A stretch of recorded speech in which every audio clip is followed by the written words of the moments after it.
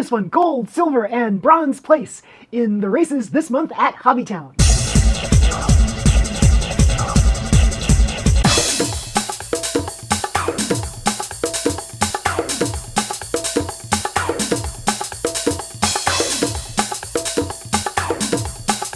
On your mark, get set, go.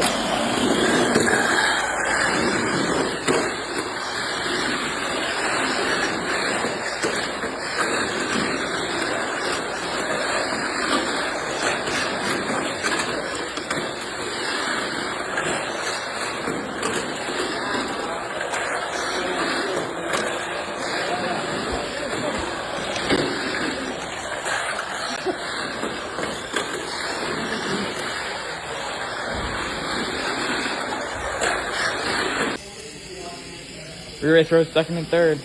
On your mark, get set, go.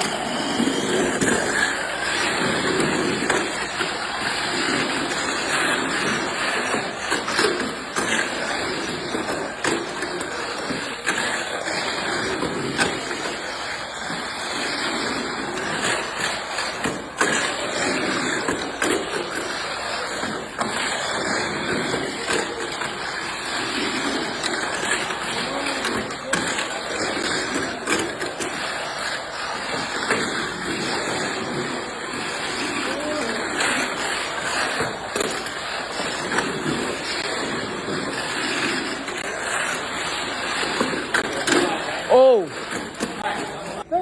You got third, black bear. Second. And then first. Look at that. The slowest car won. BMAX, first and second. On your mark, get set, go.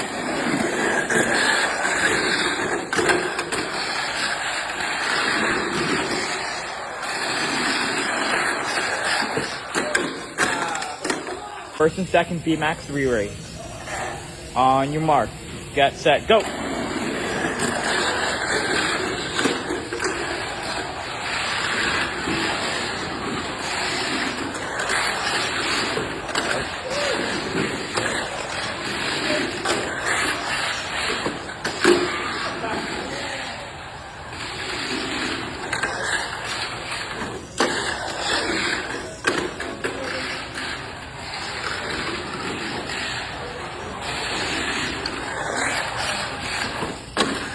Oh, looks like Claire's gonna get it again.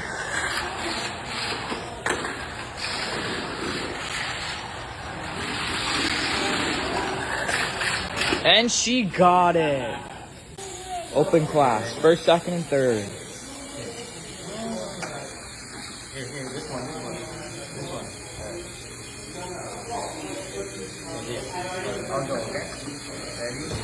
Three, two,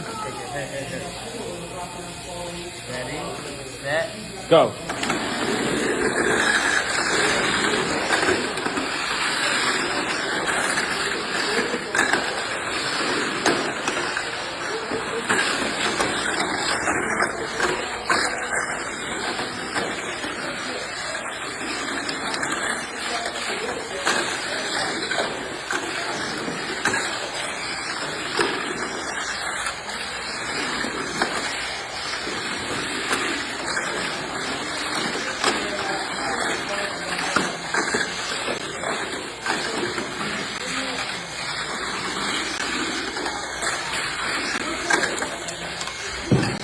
So in our open class race, this was first, Green Lantern, yay! Then we have here my still unnamed car. We'll call it Venom 3.0 or something like that. With a sprint dash, light dash motor in there. Yeah! And we got Anthony's light blue, baby blue car. Do you have a name for it? Baby blue. Yes. So There's the lineup. hopefully this will finish the entire race. We'll start right here. Here we go.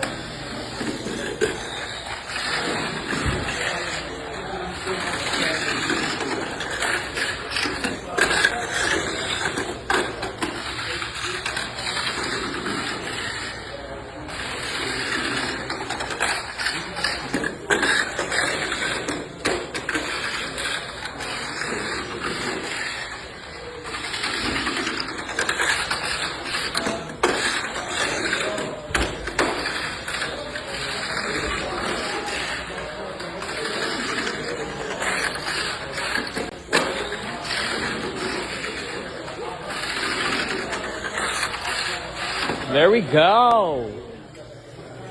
So yes, it was a small race at Hobbytown this month, but we had a lot of fun nonetheless. So yeah, we had the Tune class, BMAX, and Open class categories, and unfortunately nobody had a box stock car. I was the only one that had a box stock car, so I'll show you at the very end the video for this car here. This one is a really cool car on that track, and it was not fast, and it was not the fastest, but it was smooth. It hugged the curves, it hugged the humps, the inclines in the track, so that was very, very cool.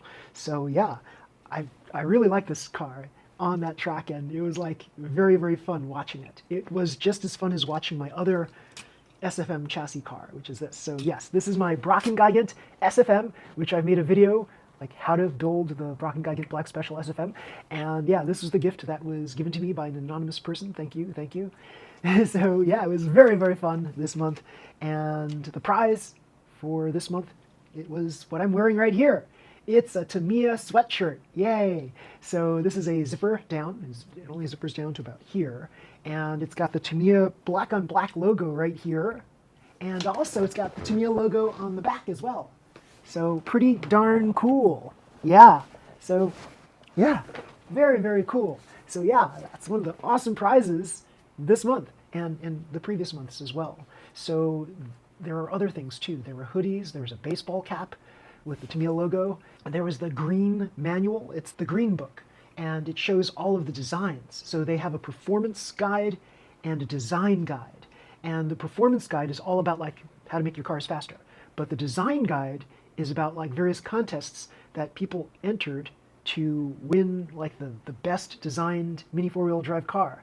And what that means is you use your creativity to paint, sculpt, make your car look as fantastic as possible, and then you get prizes for that. So that was pretty cool, that green guidebook.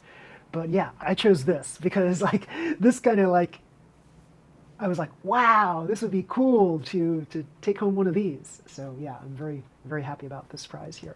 So in Tune class, I entered 2 cars, and Anthony chose 2 cars, and we raced each other, and you would have thought that my Black Bear would have been the winner. So this one, I put an Atomic Tune motor in it because on the previous race that I raced at, this would have fared very well with an Atomic Tune motor. That was the AAA Hobbies race from last week. I had a Torque Tune motor in there up until the final round, and then I found out that this car would have been so much better on that track using an Atomic Tune. So I kept the Atomic Tune motor in this car. The winner, the gold champion in the Tune class race, the category, is this one. Kogo, the Koala Bear Racer. Yes, take a look. Color coordinated purple, pink, and green. Very, very cool. Now, this was not the fastest car. It was like a turtle car, but it stayed on the track. And sometimes that's all that's needed to win. So if everybody else is going too fast and courses out, then the slow car that stays on the track, that hugs the curves, that hugs the bumps, that's going to win. So this won gold, yes. So then we did a re-race for second and third, and this one came in third. So Anthony's car came in second. So yeah, this one came in third, but it was a good race. Let's put it that way. This was like, it could have been better. Anthony's cars are really fast. So yeah. But yeah, I think with a Torque Tune motor on this particular track, it would have been better. I should have switched back to the Torque Tune motor. Here, oh, I think I had the Torque Tune motor in this one, which is really, really weird. But anyway, in BMAX, I won again. I won gold in this one because Anthony coursed out. And yeah, so that's why I won this. So yeah, this one was slower, but it hugged the track, and yeah, it won gold. Very, very cool. And so it even won with like a loose mass damper post. So yeah, I'm very, very glad about that. So yeah, this hugged every curve, every incline, and yeah, it was pretty formidable. It had a lot of weight on it because I wanted to make sure that it would stay on the track. So in order to keep it from coursing out, I basically added a brake on here so that it would stay on the track and slow down at the appropriate times. Very, very cool. So yes. Then in open class, I came in first and second. So this one came in first and this one came in second. So gold for this one and silver for this one. So this one I had to dumb it down by replacing the hyper dash motor with a light dash motor. So with that lighter motor, it didn't go as fast as it normally does, but it stayed on the track. And yeah, Anthony's cars unfortunately coursed out. His were going blindingly fast. And it was just like, it was a challenge of battery voltages, let's put it that way. So if he had the proper battery voltages in his cars, then he probably would have taken first and second. My strategy was, I'm not going to make the batteries super strong because I didn't want to go super fast because I know that these cars would just course out if that would happen. So what I ended up doing, I know that these stayed on the track with very low powered batteries. So I decided to use just one powerful battery and one not so powerful battery, and that worked. That was my strategy, and that worked. So these two cars had just enough power to fare well and win. Basically, these were speedy cars, and yeah, they won. I'm very proud of these two cars. On that particular track, I think they fared very well, and yeah, it's a shame that I missed the previous race 2 weeks ago, because I think these two cars would have been like formidable cars against the competition. Yeah, very, very cool. Now for tune class, I did try this one. I did try my Hellboy car, and it was just a little too fast. It just coursed out in one of the lanes, and unfortunately, yeah, it coursed out and then it just flipped upside down. Like it was just a little too fast. It turns out, for whatever reason, it looks like that this track wasn't a track that was good for FMA chassis cars for whatever reason. The FMA chassis cars, or at least my FMA chassis cars, would just kind of flip over, like tumble, and yeah, that wasn't very good. But I'm sure your mileage may vary. If you tried your FMA chassis cars, maybe they'd work. I don't know, but I tested various box stock cars just to see like what chassis ran best on this particular track. There was one run in which it stayed on the track for all 5 lanes, but it repeated lane 3 for whatever reason. So it kind of jumped and skipped and hopped back onto the previous lane that it was on, and it went around the same lane twice before it finally continued on to the next lane. So that would have been bad for box stock if I had entered that one.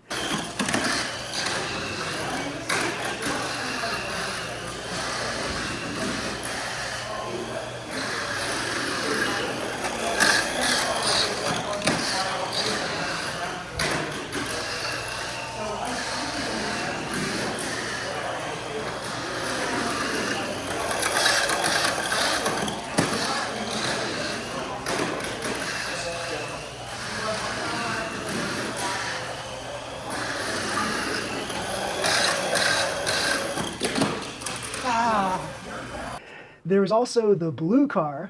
The blue car was my Lexus Morizo, and that stayed on the track. It was slow moving but steady, and so it was a heavy car, and it stayed on the track, and I was very happy about that. And there were some new kids that they came in and they watched the cars racing around the track, and they all really liked the blue car. That was pretty cool. I raced other box stock cars, like all of my FMA cars, right? I raced Shiva. I raced my mock frames. One of my mock frames is damaged now because of the track, because the front roller just decided to like rip off of the car, and so now the hole is like much bigger than it should be, and so that chassis is like toast, unfortunately. So no more box stock for that particular car. So that was Silver Surfer that met its untimely demise. And then my other car, Spider-Man 2099, it also didn't fare very well. So no love for the FMA chassis cars, unfortunately. But I then raced, the new ME chassis car. And you would think that something like that would fare reasonably well on a 3-lane track, but unfortunately on this one it just kept flipping out. Yeah, it wasn't very good around hard turns, unfortunately. So yeah, that's a shame. And AR chassis, like the tumbling issue was present. I didn't even bother to race the good car that I have, the City Circuit Special, the purple one, because I was afraid that there would be significant damage to that car if I raced it on that track. I also raced my other AR chassis car, Violet Storm. It's the one that has the polycarbonate cowl and a purple chassis, And unfortunately that took a tumble too, because yeah, it's very light, and so around certain corners it just didn't hold up very well. So yeah, that was a tough track, right? So you have to have mass dampers to be able to stay on that particular track. So that's what I discovered. Although there was, yeah, a tip that Eric's son Anthony gave me was to try to brake around the corners, around the harsh corners, using sponge brake. And I unfortunately didn't have the sponge brake that was required to do this. So instead I just wrapped this around like so that you can get a little more friction around the corners. And that seemed to fare pretty well. I think I did record a session where this did complete all 5 laps, and then I tried recording it again and it just failed. So it's like, I don't know. That's just the way the ball bounces sometimes. So yeah, it's just luck sometimes. Yeah. So yeah, these are pretty cool, these tokens here for first, second, and third place. These are collectible tokens, and a lot of people see these as very valuable because they're provided by Tamiya and they're hard to obtain. So I don't think they've ever provided these before, or maybe they have, and that was a long time ago. But these are these coins are solid. They're weighted, so they have like metal in them or something. And the funny thing is, I ended up I had my phone over one and it picked it up. So there's metal inside there that the magnet of my iPhone was able to attract. So it's a weighted coin, so it's very cool. But here's the funny thing about this coin. There's something about this coin. If you look very closely, let me see if I can show you maybe the blue one. There's that lip on the inside right there.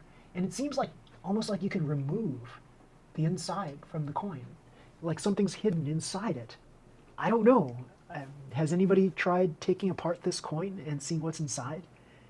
I would be kind of interested to see what's inside this. If there's some secret surprise of some sort, I don't know. So they're all weighted. They all feel like they've got some weight to them. It's not like a regular poker chip. A regular poker chip is just all plastic. This one is almost like I guess it might be like a casino poker chip because it's weighted. I don't know.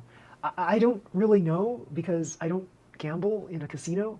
I'm just assuming that they fashioned this after a casino poker chip and that it's weighted. So yeah, it's pretty cool. And there's a significant roll in this that's different from a regular plastic poker chip. It's just kind of cool how it's just kind of cool how it lands kind of slowly, not quickly. So very, very cool. And on the back of these chips are pictures. And so here, I'll show you. First place picture right here. Yeah, it's got red and blue with the cartoon character. Here, this is second place. So this is what second place looks like. And then third place looks like this. Pretty cool. So just the first place has both the red and blue colors, second place red, and third place blue. Very, very cool. And on the front, as you see again, this is second and third place, and they have a white background, whereas this one here has the red and blue background. Yeah, so very, very cool. So, yeah, and this is very comfortable, this sweatshirt here. So I would advise all of you, if you can, if there's a way for you to buy one, go buy one. If there's a way for you to win one, go win one, because it's very comfortable. It's fleece, and it feels very comfortable, and it's a quality product. And the sizing is a little weird though, because this is a small and it feels much larger than a small. So we were all looking for the appropriate sizes for us, and they're the smalls all felt a little different, right? So even though there were ones marked small, they had slightly different sizing within the smalls. So things are mismarked or something like that. And even though the large, they're ginormous. Extra large, super ginormous. So these, I don't know, I think it's if you've ever purchased Asian clothing before, from made in China, made in Japan, and you get a large size, right? So, well, wait, no, if you get a small in America would be a large in China or Japan, because the people in China and Japan are typically smaller than your average American person. But I think when Tamiya made these sizes up for the American audience, they kind of overestimated how large Americans are. So it's pretty funny. They think that small is like this humongous thing in America. And then medium must be larger than that. And large must be even larger than that. And they even had 3XL. Imagine how large that is. Like, you can really fit a big person in the 3XL. And you know what? Maybe that's a good thing, right? Because I'll bet these shrink. I'll bet these shrink a little bit. So I don't know. Maybe they don't. But I bet they do. And if they do, then maybe it'll shrink to the size that it was meant to be, right? So maybe that's a plus of washing this. But it feels so comfortable. I didn't even bother washing it before I put it on. It's this comfortable, yeah. So I'm gonna probably pay for it later on because I have like allergies like crazy. So yeah, I'll probably get itchies later or something. But yeah, so yeah, those are the events of this month's Hobbytown, and I hope you've enjoyed this video. If you like this video, please slam the like button, subscribe to my channel. You'll see more videos just like this one. Until next time, everybody, see you, bye. Okay, so this is the classic Brocken Gigant Black Special SFM chassis. It's a slower car. It's but we won't say it's slow. It might be quick. It's a 4-to-1 gear ratio, so it's one of these classic cars, and we put in some fresh, well, reasonably fresh alkaline batteries, and we're going to see how it runs on this track. So let's start it up.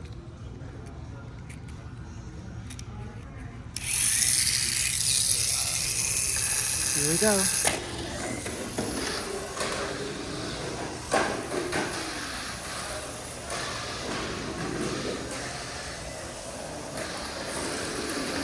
Smooth. Yes. Hugs the bumps, the humps. Has no problem around the circular. Yeah, it really hugs the bumps right there, the inclines. It's not super fast, but with a 3 to 5 gear ratio, it'll probably be a lot faster. One more lap. By now, all of the other cars would have basically crashed or flew out. But this one stayed on, so it's pretty good. So we're just going to replace this with a 3.5-to-1 gear ratio gear, and we'll see how fast that goes. And we'll also improve it using, I think, a hollow propeller shaft. That'll be good too. And we'll also make it into a BMAX car, and that'll be really good, yeah.